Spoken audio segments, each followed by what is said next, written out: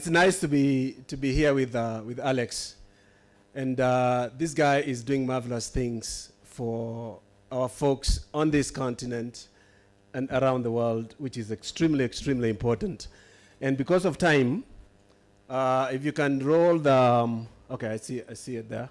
I wear many hats as we are going to go through. What I'll do in this session, I'll go through. Most of you have come back, and there are some who are coming back, but consciously you haven't put what you have gone through in perspective. And some of you have gone through that, and I went through that. So I'll put that in perspective so you can go, I went through that. I went through that. And along the way, we have to figure out how do we help even those brothers and sisters who want to come back so that they can be able to settle and make a contribution to this country. Because we come back because we love our country. We have things in other countries that we do, but because we love this country, we decide, let's go back and give back to our country. And that's why I came back. Otherwise, being a university president, I really didn't have to come back. I had a good life. Professor will tell you, you're in the top 1% of the population in the US. So there's no motivation to come back, but you need to come back and give back to our country because we love this country. I'll go through these presentations very fast so that we have enough time for interaction a bit later. So part of what I do, I see I'm with the Miramar International Foundation. I'm also the chairman of the Central Bank Pension Fund. That was one of the best managed funds in the region, actually in Africa. I like to brag because we are almost 140% funded, which you don't find anywhere else. And if you've been to the Ministry of Foreign Affairs and you look across the street next to the DP's office, there's a building that sits like this and like this. Have you seen it? It's called the CBK Towers. Those are two elderly individuals, one leaning this way, the other one leaning that way, and the pension is right between the two elderly guys and telling them, we got you, we got your back. So, and that's why we say we manage our fund very closely, and it's good to give back, and it feels good. Now, I want us to look at what is reverse culture shock, and we'll go through this quite fast. It refers to the emotional and psychological distress that individuals may experience when returning to their home culture after an extended stay. And I'm sure most of you have come back. Sometimes you went and you go like, oh man, they can't do that. How? It's okay, then you go back to the next one. While many are familiar with the concept of culture shock, those feelings are of confusion and disorientation when entering a new culture. Reverse culture shock can be just intense, if not more so. So when you come back, there are things that you actually, when I came back, I couldn't even drive. After driving the US for more than 30 years, I couldn't even drive, I was scared. Because you see cars coming from all directions. And I spent 27 years continuously before I came back for the first time. So you're going this way, and the matatu is coming, and say, oh my gosh, it's gonna hit me, it's gonna hit me. Then you go to a roundabout that has no lanes, and nobody follows any lane. So you're asking yourself, how do I drive? So I had to hire a driver to drive me around for the first, I think 2.5 years before I bought a car. And then when I bought a car, I made a mistake and I bought a Prado. It was big. And then all these roads, everybody makes the road small because everybody is going in all directions. Those are some of the things that you go through and you're asking yourself. And my kids saw, because my kids were young then when they were here, and they were like, Daddy, he's going to hit us, he's going to hit us, he's going to hit us. Those things we go through, that's part of the reverse culture shock. You come back to your own society and you really get scared of some of those things. The next one, we look now at the stages of reverse culture shock, and I'm not going to read all this, but I will highlight a few things that I went through that allowed me to settle down, and some of the things that I wanted to do. And when I came back, I had this gang-ho mentality. I'm going to make a difference. We have done all these things. I worked with different governments. I worked with the government of Vietnam for many years, and I saw them develop from a GDP of 123. Within 10 years, now today they are 469 billion. Why? Because of things that they are doing right, that we wish we could do it right in Africa so that we can be able to grow as well. So disengagement stroke departure. Let me tell you, the moment I decided to come back, it took me 3 years to decide to come back. Because you're scared. You're going like, oh my gosh, okay, what am I going to do? What are my kids going to do? You know, do I live in the village? When you go to the village, and then you go to the village after 27 years, the people you're meeting there, that are your classmates, you cannot recognize them. Some of them, life has been a bit hard.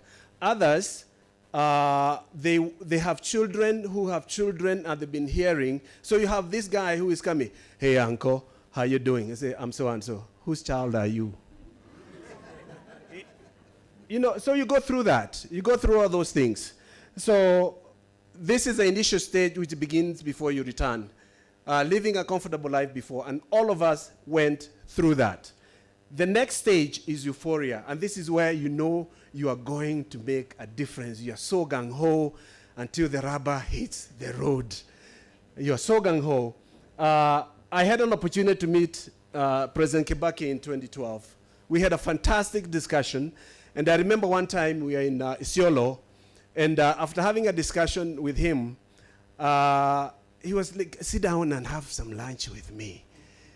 Because I challenged him directly to some of the things that I saw happening. You see, as a diaspora returnee, he's a president, but he's also a guy, you know? Have a conversation with a guy. So I was excited about coming and about what I could do. And then I wanted to be part of the Hururu transformation story. And why? Because we had gone, I left during Moi's time. And you know, during Moi's time, the economy was collapsing. A lot of us were leaving and all that. So now Kibaki comes, and the economy now is doing well. So we had that hope. And that's what is driving us from the other side. Let's go home. Hope is coming back Nyumbani. Then the first thing I did, I went back to my primary school, and I realized there are no libraries in my primary school. They have no books. I went to the next one, and the next one. The primary school that I went to was worse 27 years later than when I attended there 27 years before. So what did I do? I went back to the US. I called all my friends. We mobilized a textbook flight. And we shipped 21 40-foot containers of textbooks in about 3 years, and we gave them to almost 1,000 schools, colleges, and prisons around the country for 3 years. And why was I doing this? Because I knew if we are going to develop a reading culture in this country, and we always say, if you want to hide something with our people, the Kenyans, put it in a written word, because our people don't read. Hide something that is written. So we wanted to encourage that idea. At the same time, what I did, we got together with Mr. Dr. Keremi Mwiria, and we decided, how do we start to impact higher education? Education from ECD all the way up. So we got this project. We're just finishing it now. We have 200 stories, short stories, that we have translated in 11 Kenyan languages with English. So you got English version here, you got Kikuyu here. You got English version here, Kikale here. You got English. So mom and pop in the village can sit down and read with that child so that both of them can get involved with the reading culture and all that stuff. So then I remember I was telling somebody else, my first intention was to open a university. Being a university president, the first thing you want to do is open a university, isn't it? And I was like, man, go and open a university, until I realized that, actually that's when I realized I'm a Kikuyu. For 30 years, I never called myself a Kikuyu. That's when I realized I was a Kikuyu. Because some of the things I was facing, some of them were said in my face, not another Kikuyu to open another university. Fathom that. You have the investment, you have the money. And then anyway, so I said, let me find out what is so unique about the universities. I started to do my research. I analyzed data from 2010 to 2012.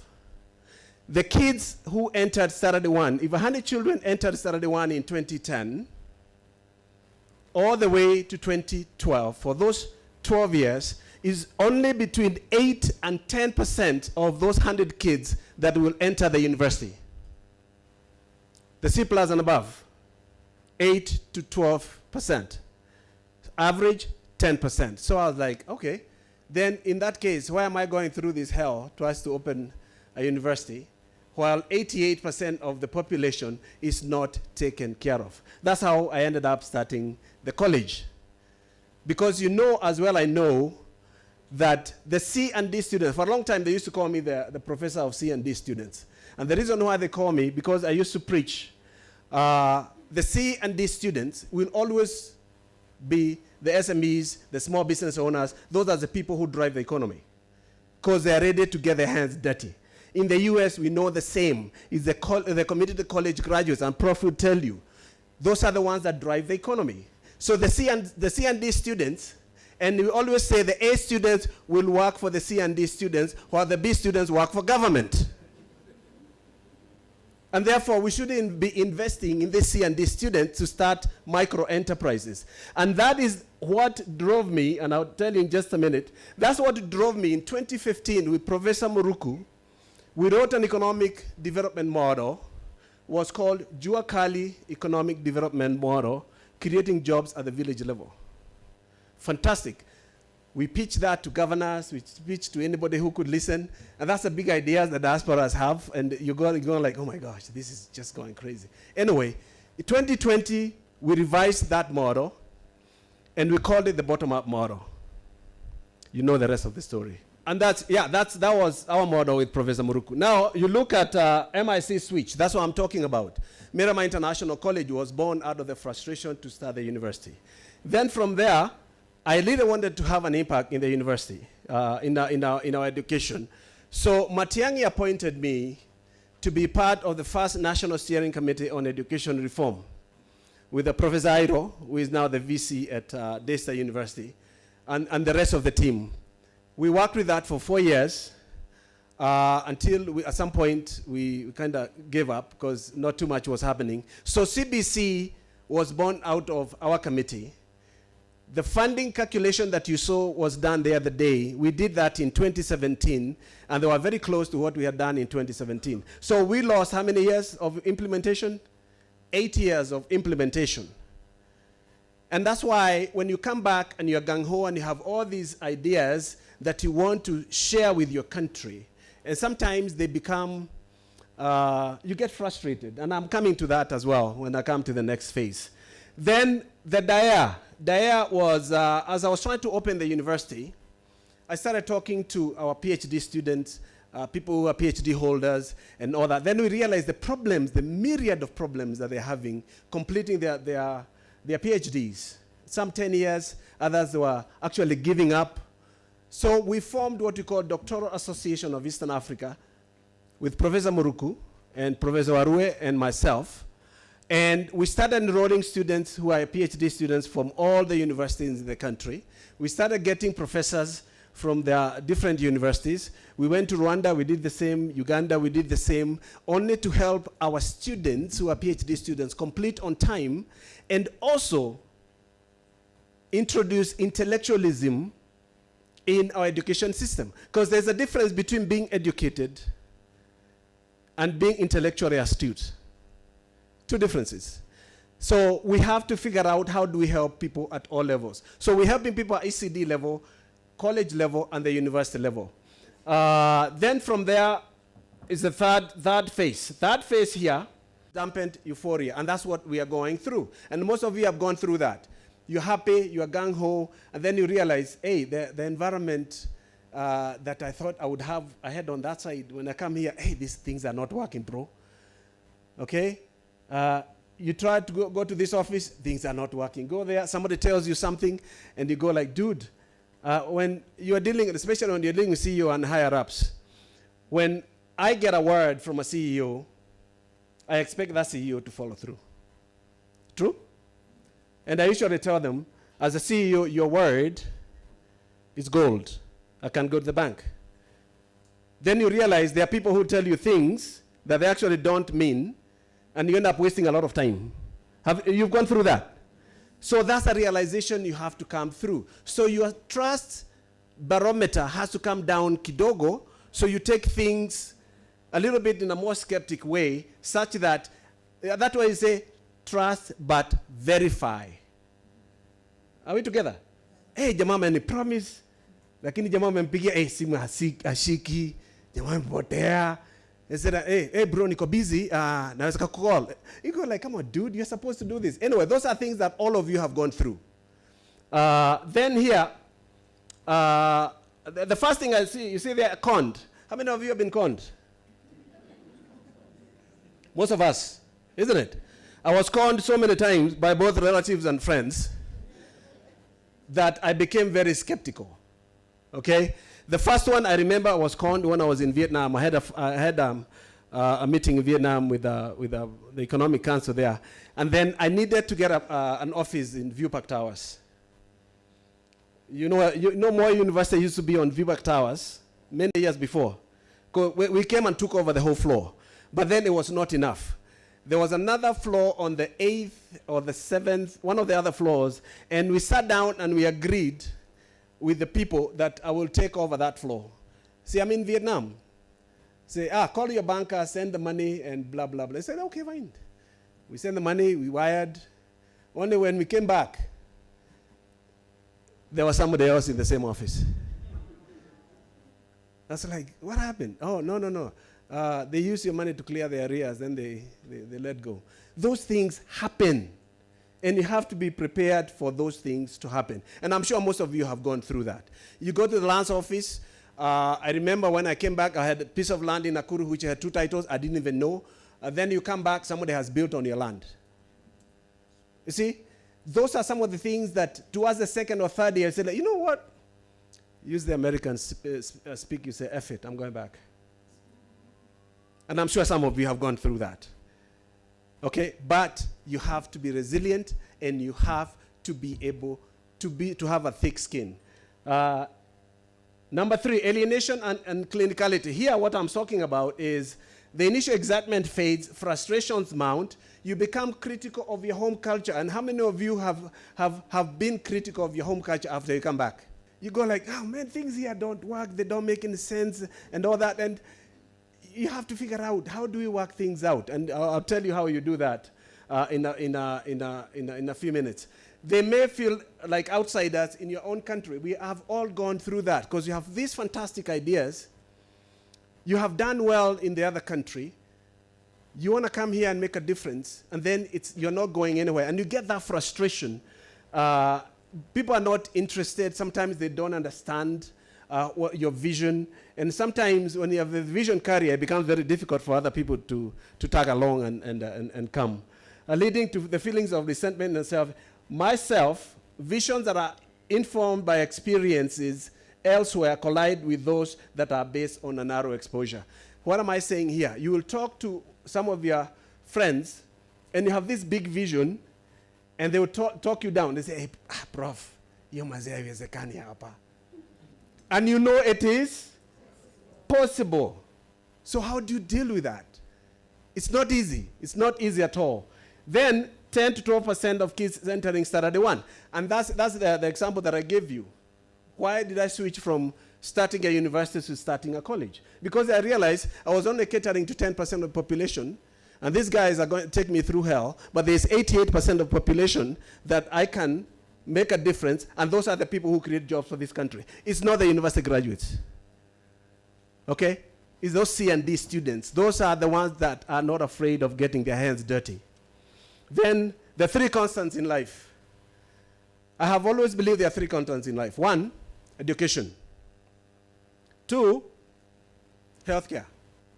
3, food. Now, with those 3, when COVID happened, I was CEO at Mater Hospital. And I watched our occupancy rate drop from 90% to almost 37% in less than 90 days. Okay? You have a payroll of 120, 130 million a month. Can you pay that much with 37% occupancy? I had to figure something else out. So I had to get very creative. Because people stopped going to hospitals. Why? Because they start getting healthier. You start shaking people's hands all over the place, and you touch your everything else. By the time somebody comes too close, before you can smell their breath, you always say, hey, dude, no man, keep your distance. People learned how to stay healthy. And they also learned how to medicate themselves at home and use all these natural remedies. So for me, healthcare stopped being a constant because we can figure out how to become healthy. Second one was education. Education, we closed schools for how long? Almost a year. But our kids still went to school. They learned, they came back, and they graduated. I held a graduation in 2020 despite COVID. So, as much as education is everywhere we are, it's not a constant in life that you have to depend on it for survival, because you can survive without education. But it is an important ingredient of our lifestyles in order to better ourselves. Okay? Now, whether you had COVID or not, you still had to eat food. So food remained the only constant in life.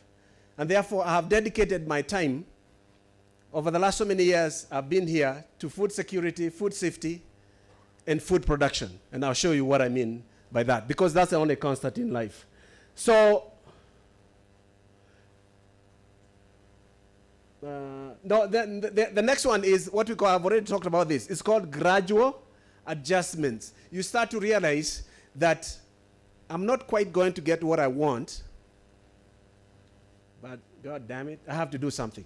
Then you start adjusting yourself. You start adjusting the constant.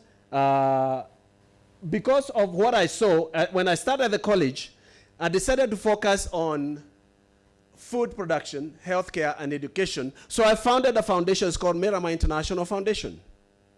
And that foundation had 3 pillars: education, healthcare, the same 3 that we are talking about. But I emphasize on food production.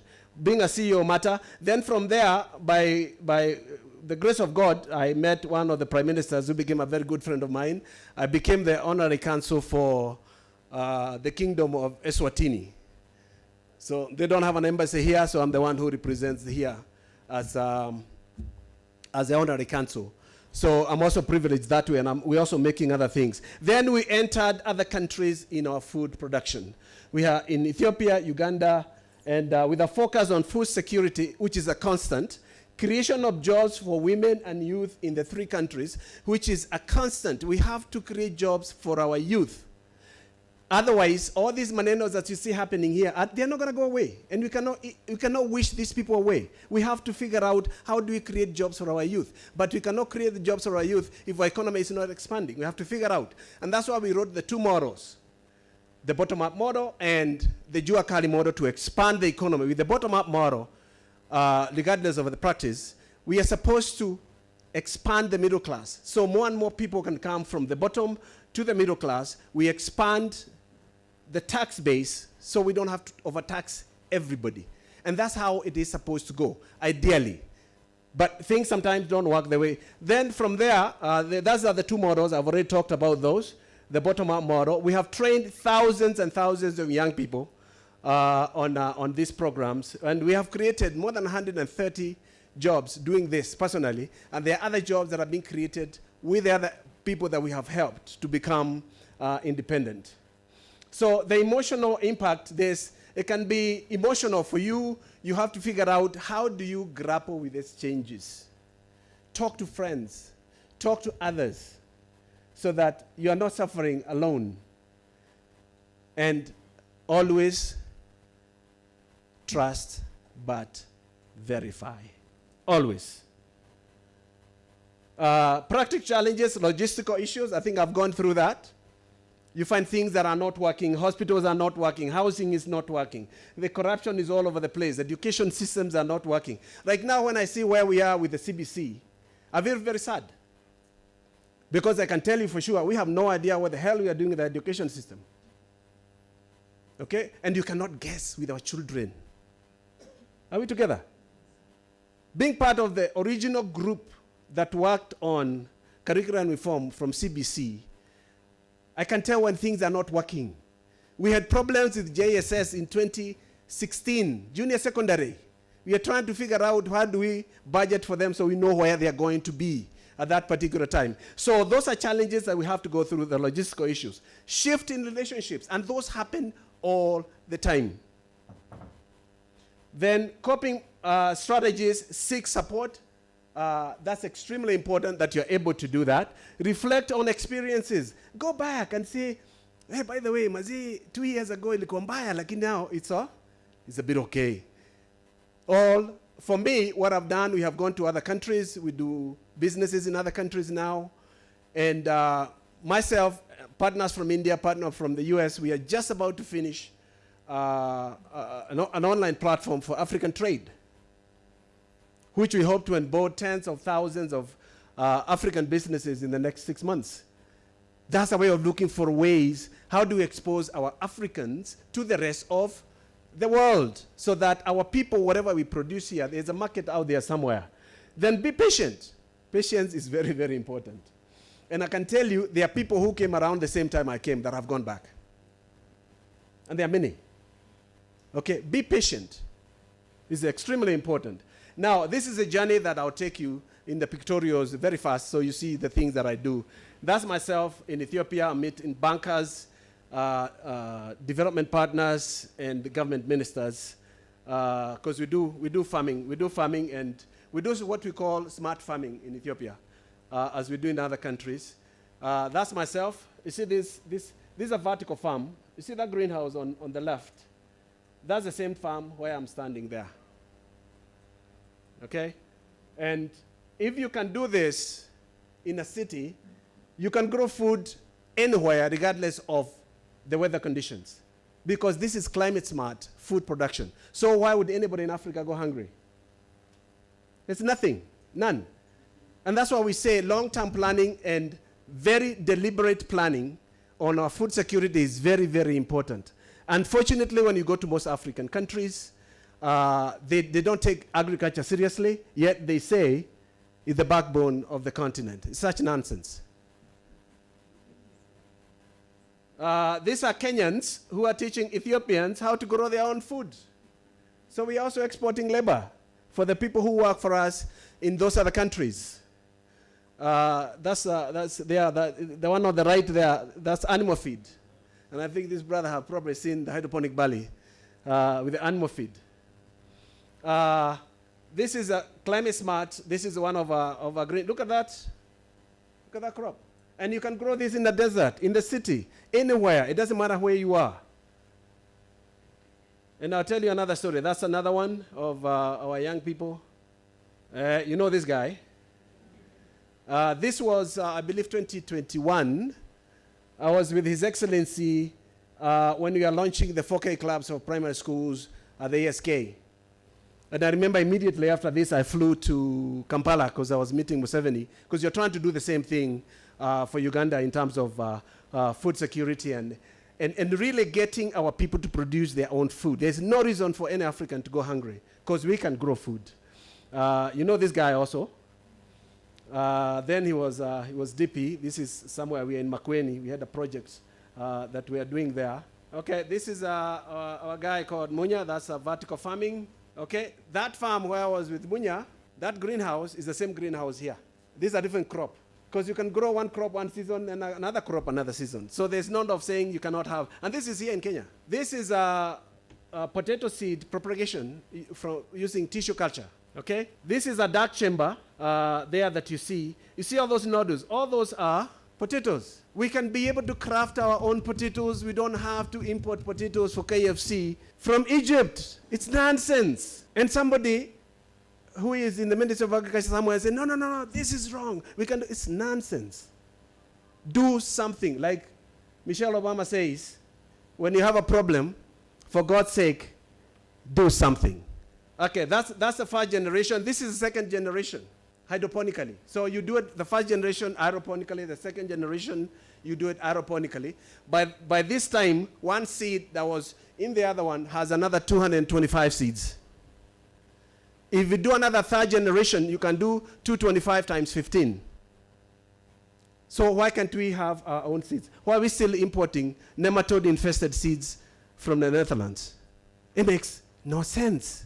And these are jobs that are created in the agri sector It's everywhere. You see the whole ecosystem of agriculture. We can create tens of millions of jobs. We just have to focus and be deliberate. Now this one, reverse culture shock cannot go by itself. It has to go with reverse brain drain. Or we call it also gain. Go out there, seek your best, bring them back, cross-fertilize them with a local talent, and we're going to build something you have never seen. That's how South Korea developed. President Park in 1967 realized that Korea cannot develop with the internal capabilities they had. So they had to go outside. When they went to MIT and Stanford, they told them, you don't have an MIT in South Korea. That's how Korea Institute of Technology was born. From there, you have Samsungs, you have all these other conglomerates that came because of deliberate reverse brain drain. Get our brains that are outside and bring them here to cross-fertilize ourselves. As we look for jobs for the semi-skilled and skilled workers to also go outside and work what the ministry is doing now, which is absolutely commendable. So we create jobs here, we create jobs overseas, and then we train those who are here, we send them out so they can also go and harvest. In Kikuyu, you say komaada. To go and harvest, and then bring back. And then with time, we bring them back. This brother from Botswana, I've known from him for a long time. Even when I was in Eswatini, and I was talking to government folks over there, I said, oh, there's one of your brothers in Botswana is doing such a fantastic job. Maziata king anakujua. Okay, so what do I say? I say we can develop our country, we just need to love it more. Patriotism without reservation. Greed and self-destructive behaviors are destroying this continent. We need to love our continent, we need to love our people, and we need to be deliberate in the things that we do to improve the lives of our people. And folks from the diaspora can be a good addition to that. Thank you very much.